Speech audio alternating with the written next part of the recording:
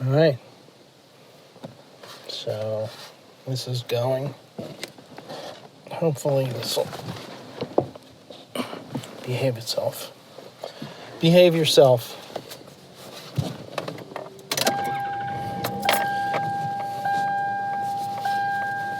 Only a tech person can do that.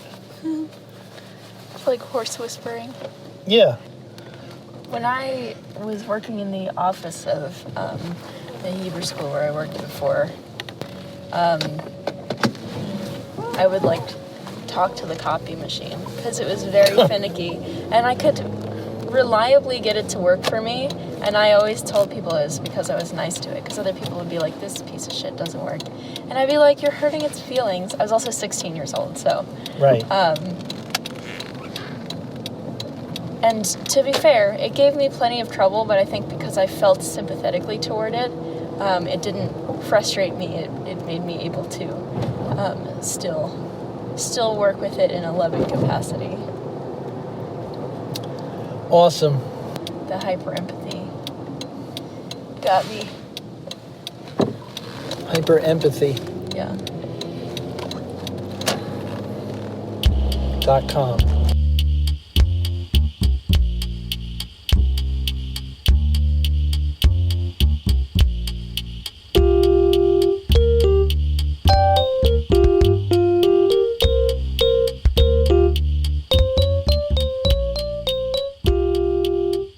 Episode 18, I Know Why the Lyrebird Sings. In this episode, your hosts Steve and Mal hurtle from point A to point B while ruminating on fame, what we look for in and from celebrity. Also, they share a few words on listening, extrapolative thinking, and purism in art, taxidermy-adjacent and otherwise. Listeners, please be advised there are occasional cuss words in these episodes. So now you know.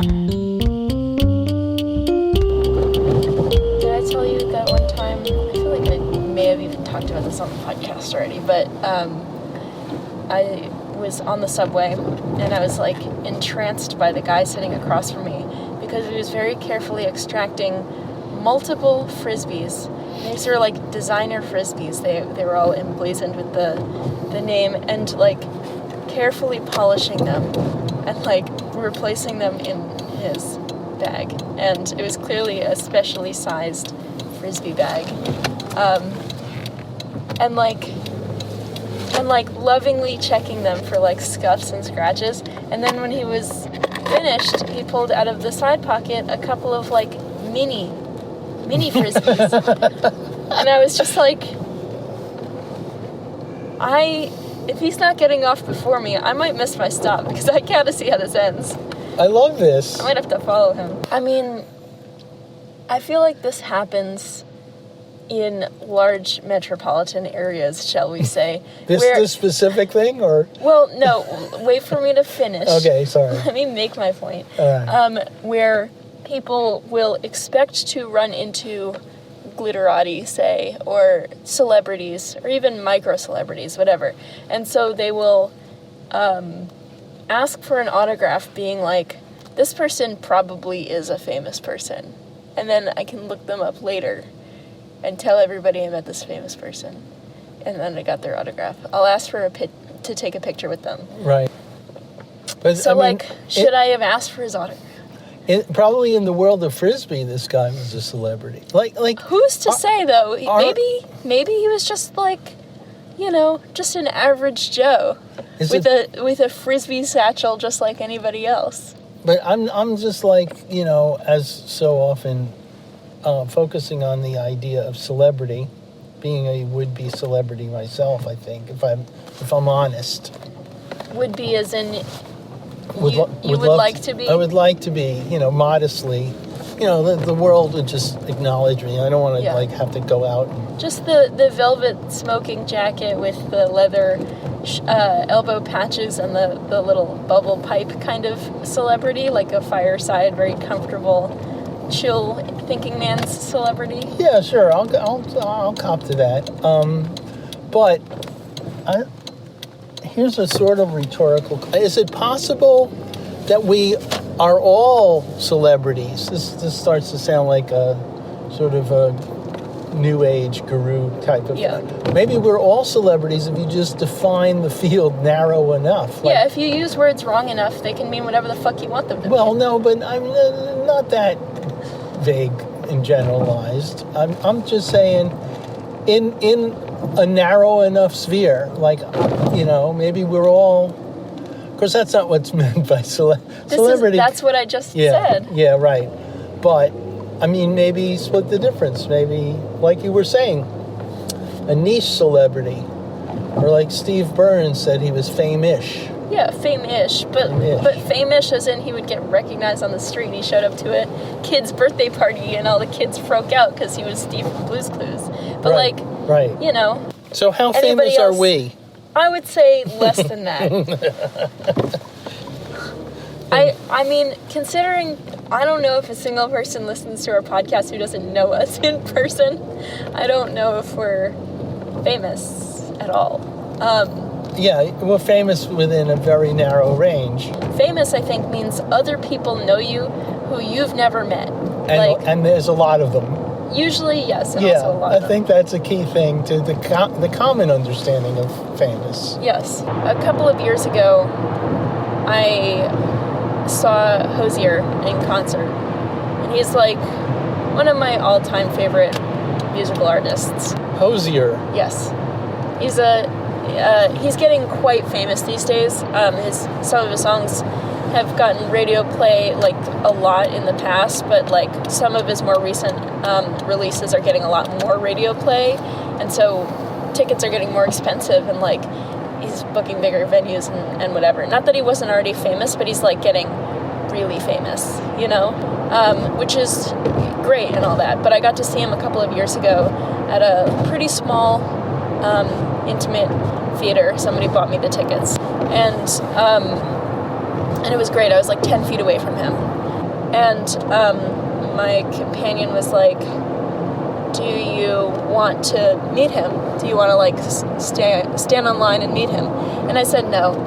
And they were like, really? And I was like, no, like, because here's the thing, when you meet a celebrity, what you really want, or what I want out of that experience, is for them to be just as impressed with you as you are with them. Because, like, I'm an artist, I'm a writer, I'm pretty proud of what I make and what I write, and I think anybody being like, I really like what you make, I think there's basis for that. I don't have that imposter syndrome, like, I think what I make is good and I'm proud of what I make. So I'm like, what I would want out of that interaction is for us to be peers and for us to like meet on the same level of like, yes, you make something incredible that makes me feel a lot of things, and I also make something incredible that makes you feel a lot of things. So we can talk like we're equals or whatever, like we have something to talk about, and it's not just hero worship or whatever. But like, you figure the odds that they would know your work I think are it's small zero. enough. I think it's absolutely zero. Yeah, that's not going to happen. I mean, I have a podcast now, so things have changed. Maybe he's heard me. But we'd always see if he would come on the podcast to play music in our car. But I'm remembering the reaction of Danny Aiello. Yeah. Probably late. I don't know if he's around anymore. Character actor. You know that story. Yes. You should tell it for the listeners, though. For the listeners. So I'm outside the comic strip, a comedy club in Manhattan. I'm a fan. I've met and talked to Alan Colmes, who was the MC. Very funny comedian. He ended up having a radio show and later was on Fox as the Liberal with Sean Hannity. It was Hannity and Colmes. But before that ever happened, fan of Alan Colmes, who MC'd a lot at the comic strip. And there's a guy there who looks familiar to me, and he is kind of at the door to go in when I am, and he ends up holding the door open for me because obviously I'm going in. And I stop and I say, oh, you look familiar. I think I've seen you here. Are you a fan of Alan Colmes? And he has a couple of his friends who are standing there too, and he goes like, believe this guy? I'm am I a fan of Alan Colmes? He was obviously pretty pissed off. I was like, whoa, what just happened? So, like, I go in, and then, like, somebody who was, like, near and overheard this said, like, dude, that was Danny Aiello. Who was, like, I mean, objectively way better known than Alan Colmes, who was pretty well known on the, comedy club circuit, but still. Yeah. At that point. Right. Yeah, so he definitely did not get what he wanted out of that interaction. And I think that a more grounded, more down to earth kind of person might have been kind of like tickled by that. Yeah. I came away with, not that warm and fuzzy a feeling about Danny Aiello. I mean, and the thing is, he was obviously there because he was a fan of Alan Colmes. So I think it hit a little close to home. So if you were to become a household name, which of your great works up until this point, and I'm just saying absolutely anything that you've done, would you want that recognition for? Ironically, I have to say, as yet for the next short while unpublished, till I self-publish it, short story, pretty much the only short story I've written. I'll give you writing in general if you're like writing. Well, no, this story. This story specifically, this would be your pièce de résistance. And the story, ironically enough, is called The Solo, and is about, well, I don't want to spoil it, but it's definitely on brand. It's on topic for what we're talking about. Yeah. Based on a dream that I had. Maybe the reason I haven't written a lot of short stories is they don't come to me that easy. But this one, the plot of the story came to me in a dream many a year ago. And all I had to do was, like, flesh it out a little. Yeah.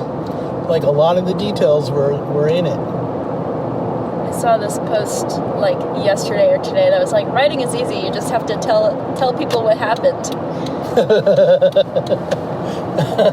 Okay. And it's like, oh, why didn't I think of that? Yeah. If I was a household name, what would I want to be known for? Yeah. I mean, that I'm not other than Amityville 3D? Yeah, I mean, Amityville 3D might be it, but... No, it's not. I mean, I don't think at any point in my life I set out, I wanted to end up being known for PAing on Amityville 3D. I know this comes as a surprise. It does, considering how much you talk about it on your podcast. Yeah, well... right. Ooh, that's a seagull. Yeah. Okay. Seagull. I don't think animals have a thing about needing to be famous. No, but no asterisk. They Primates? do. Well, no. They do, like, some animals do either. I'm thinking lions will be like the head of the pride or whatever, the leader of the pride. Right. Or you'll have birds that'll, like, attract a mate or whatever, or it's good for them to attract as many mates as they can or whatever. Like some animals, I mean, it's really hard to generalize something like that about animals. But animals can have complex social dynamics in which there's, like, a strong hierarchy or whatever, and it's always better to be at the top of the heap. When you mention, like, trying to attract a mate, I mean, I guess in a sort of mini way, they're trying to become like a celebrity with that particular target of their endeavors. Well, everyone wants to be wanted, I think. Yeah, and I wonder, like, if you have a bird that's, building the bower or, doing the little dance or chuckling like a different kind of animal or whatever it is. A babbling brook. Whatever you do to get that, positive feedback. So wait, bowerbird, who's doing a little dancey dance? Is it one of those ones that looks like a black disc with a blue bar in the middle of it? Maybe. Like One a of those Frisbee? birds. Yeah, like a Frisbee bird. Well, and then the yeah. other one's a lyrebird. Well, the lyrebird is the one that does chuckles. like a chainsaw or whatever At a show with Phoenix, we were in the other room because it was like kind of intermission time, whatever. It was a taxidermy show. Wait, you said a taxidermy show? Yeah, it was a taxidermy showcase. It was like, they do them every year. This was our second year going. Anyway, so we were in the other room because we were getting tater tots. And I just could hear what was happening back in the main room.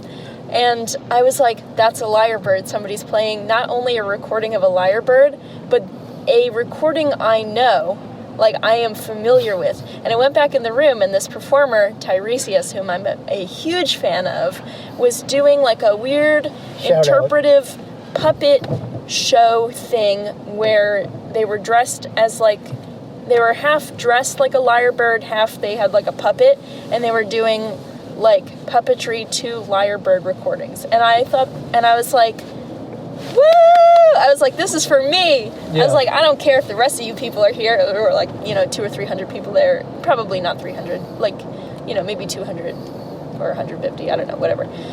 And I was like, this was for me. And like last year, they also performed at that same taxidermy show, and their performance was so good. And I talked to them afterwards, and I was like in like an elaborate costume and mask. And so like that happened to be somewhat appropriate to the performance that they had done. And so when I was like, I really felt like this was for me last year, they were like, it was actually because of how I was dressed. This is so weirdly specific. They're a micro-celebrity, and, there are a lot of performers that I get a chance to talk to after shows because Phoenix is a performer, and so, I don't know, it's nice to be able to tell somebody, I've been coming to your shows for, like, a while, and I'm a huge fan. But, Lyrebird, anyway, is the bird that I think does the imitations and stuff, and that's like their calling card, so to speak. It is quite literally their calling card. Exactly. Whereas the bowerbird, builds a little bower. Yeah, and like little beads. He makes a little gallery. Yeah. Little beads. That's what bird I would be if I were a bird. Like that's Okay. If I were to pick a bird equivalent of who I am as a human. Is this one of your like questions on the date? For sure. Like what kind of bird would you be? Not bird, but animal. Animal? Yeah. You're being open-minded. You don't want to just narrow it down to birds. Well, also, I don't even narrow it down to actual existing animals. Because, like, when I ask somebody, like, what animal would you be if you could pick, like, they'll say dog or whatever, and they'll be like, what about you? And I'll be like, a griffin. And they'll be like, that's not fair. I didn't realize I could do fantasy creatures. And I'm like, you need to broaden your mind, because if I didn't specify something in the question, it's because I wanted to leave that open-ended. It sounds like I've been thinking for a long time about these questions. Obviously, if it's open-ended, that's intentional. It sounds like you have a red pen and you're downgrading them immediately.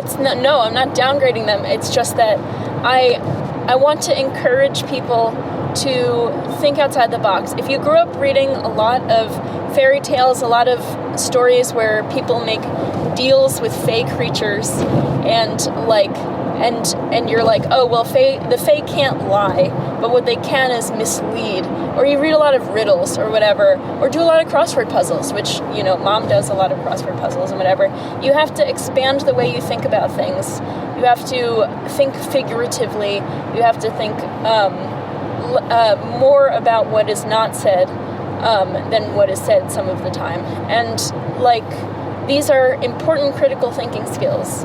Not only reading the thing and comprehending what you've read, but doing like extrapolative thinking. I don't know if that's a word, but if it's not, it is now. Yeah. So when I'm reading stories to my students, I will stop while I'm reading and be like, does anybody remember what this is that we talked about earlier?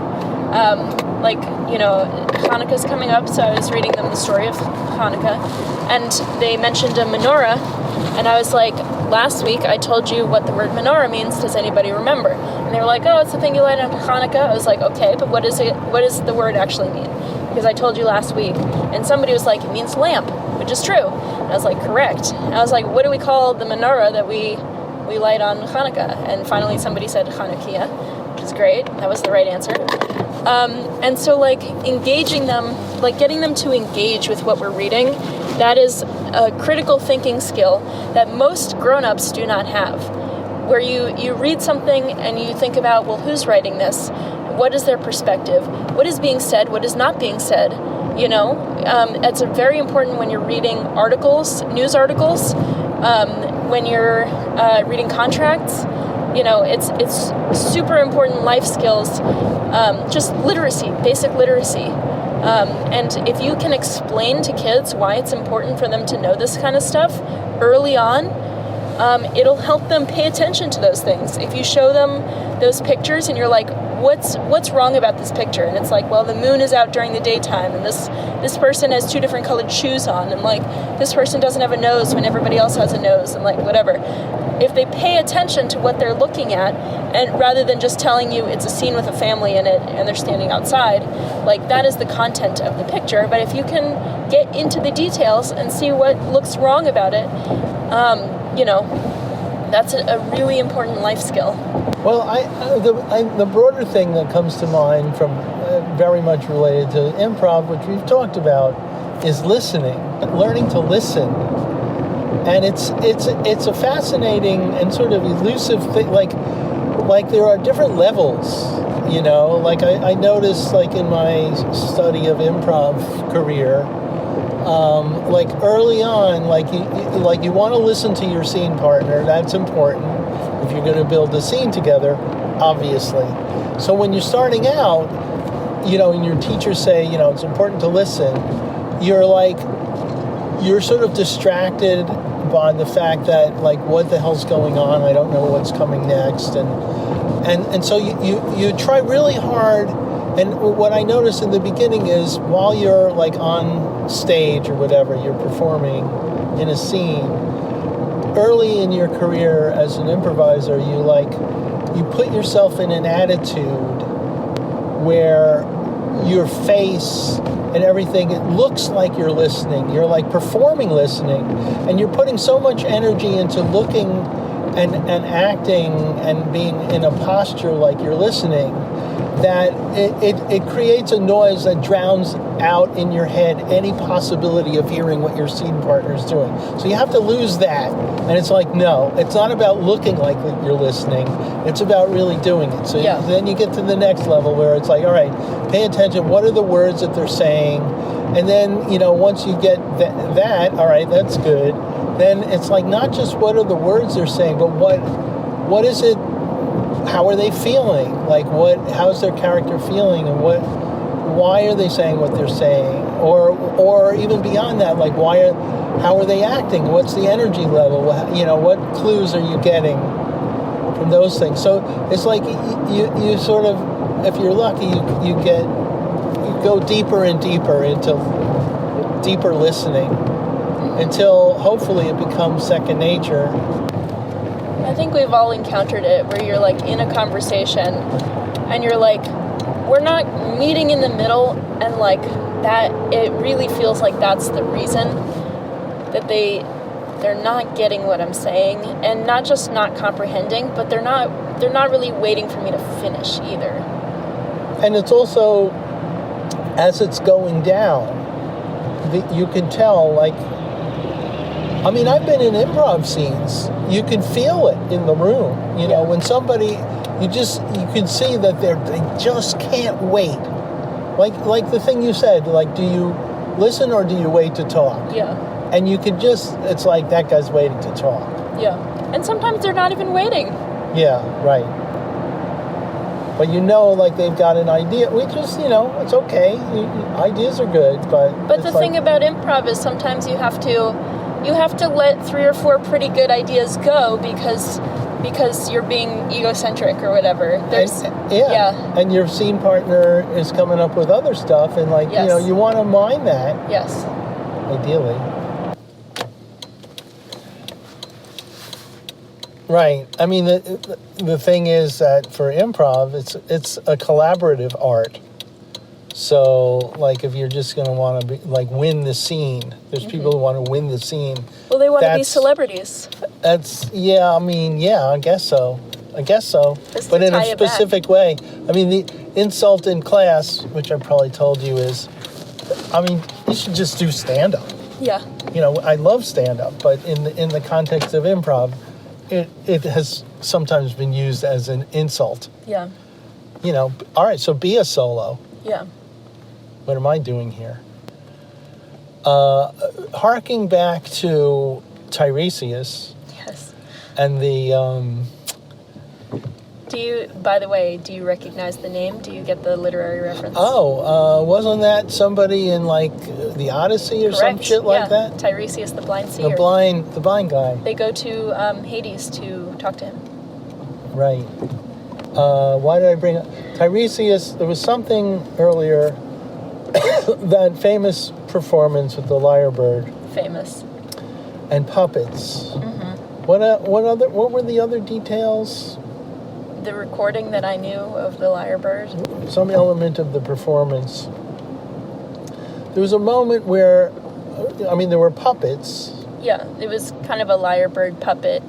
So, like, the puppet was like the head of the Lyrebird, and the performer was kind of dressed almost in like a gray ghillie suit. Okay, we can come back to that. But anyway, there was We don't have a lot of time to come back to some of these things. Maybe we'll hit traffic. Don't give up hope. But there was some element where I started to feel like this is very clownish. Yeah, I mean, well, so the first show that I saw them at was a show that they were emceeing called Underworld, which was a clown cabaret kind of show. All right, so I love but it was clown combined with something else, something unclowny. Kind of macabre. I mean, macabre, ornithology, clown. I don't know. You've lost the plot. I've lost what I had thought of before. That's fine. Lost in the metaphor. Lost in the sauce. Exactly. Blissed out in the slop. Oh.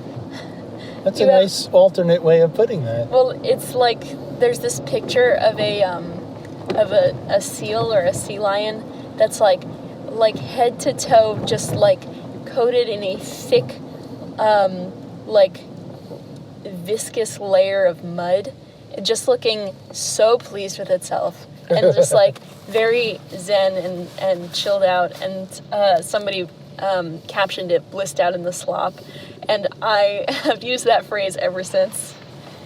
As you should. Yeah. So what is a taxidermy show? Oh, so it was like a showcase. So they had different categories, and then people would submit their taxidermy for judging within those categories, and the judges would pick best in category and best in show. People would submit, again, a phrase I can't. People would submit their taxidermy. Yeah. You just lay that out there like. You know what taxidermy is, right? I do know what taxidermy is, and so like, you know, they would have a stuffed animal or an arrangement of animal bones or pinned bugs or whatever it is, and they would submit them within these categories that were appropriate to whatever they had made. Give me a sample category. There's one that's like The Odyssey. No, well, there's one that was like fantastic creatures or whatever, where you take real animal elements, fur or bones or whatever, and you create something that's not found in nature, like a jackalope or whatever is a classic example. Or a griffin. So you have something like that. You have, they had a category for things that were not, they had a category for wearables, so they would incorporate bones or other animal matter. They had a category for things that were not technically taxidermy, like they didn't have any actual animal parts in them, but were still taxidermy adjacent. And then there was a category for little scenes. People had made little scenes that incorporated taxidermy in some way. Taxidermy-adjacent is another thing. Well, so one of the people for that category, they had a skull. It was just like they had bought like a plastic skull. I don't know if it was plastic, but plastic skull, something non-real skull. And then on the inside of it, they had constructed a medical theater, like an old... An operating room. Yeah, but like, with the viewing porches, the like, balconies. The gallery. Yeah, and then there was a teeny tiny human skeleton that they had made out of like tape and paper clips in it and everything. But it was like meticulously crafted little scene. So it's not taxidermy, but it was like adjacent to like the macabre medical arts and dissection and all of that. So, wow. So there's like a contest, contest? Yeah, each category, there was a best in category, and then there was a best in show and 2 runners up for best in show. Have you ever entered? No, this was our second time attending. Okay. I suppose I could for the non-taxidermy, right. Taxidermy adjacent thing. Right, because you don't want to collect dead animal parts. I do have some dead animal parts, is the thing that I have collected personally. Okay. I've just found various bones. I have some vertebra and things that I've found. But I also have snail shells and bugs, plenty of dead cicadas and things that I haven't pinned or anything, but maybe one day I will. Dead Cicada sounds like a band name. Dead Cicada should 100% be a band name. And I think every 7 years they should come out with an album. I think I see what you're doing there. Yeah. Fine. And so, here we're nearing point B. Yeah. As it were. As it were. So, just to recap, to think, we've covered a lot. Yeah. What the hell was it? Celebrity. Listening. Reading comprehension. Okay. It's all right. So, any last words? Any thoughts? Where have we been on this ride? Yeah. Well, celebrity, I mean, it seems to me, so you're an artist, right? Correct. Yeah. So it seems to me that you want to be well known, probably, to the extent that, or not. I mean, John le Carré, who's like this wonderful writer, okay? I read recently an interview maybe fairly late in his life, where he said he just would write even if nobody read it because he loves to write. Mm-hmm. Well, that's certainly been the case for me. I've been fortunate enough that in publishing stuff online, people have looked at my work, but and enjoyed it, and have told me they enjoy it, which is even a step beyond. I think for an artist such as yourself, I'm a little bit of a dilettante and whatever. I almost feel like I'm sort of coming back into it late in life, but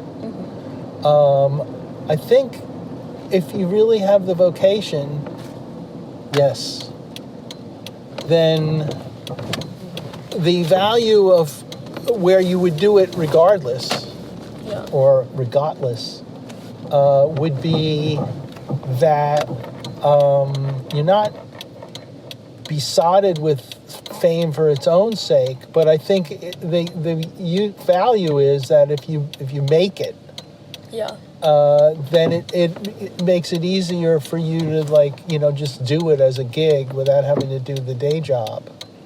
Yes. I mean, so here's my thing, and maybe this will help tie everything together. Okay. I've always said that my dream, the thing that matters the most to me, is I want to change the world. And to me, that means the people in my life, the people in my little corner of the world. Okay. And so, I don't need to be a celebrity, I don't need to be well known, but just to make a connection with some people, for somebody to see my art, and for it to mean something to them, and to make them feel held and loved and seen. And I try to do that for the people in my life. The people in my life have heard this already.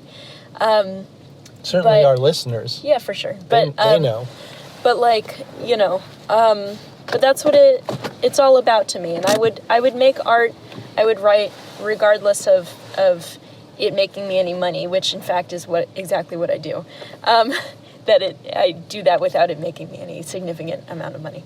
But I would still do it because it's an expression of my soul, and other people see it, and maybe they see some facet of their soul expressed too, and that means something to them. And so you don't have to be a celebrity. You don't have to be famous. You don't even have to be fame-ish. But the thing that fame brings you is those people who might see a part of their soul reflected in your work, and that is really the benefit to putting things out there and having eyes on your work. Whoa. Listeners, I'm here with a true artist, Malka Liora. Yeah, Okay. that's me. Thank you for all that. Thank you for all you do. Handshake? Terrorist fist bump this time. Okay, Okay. as one does. Get home safe. Get home safe. I love you. I love you too, and it's been a pleasure. Okay. Okay.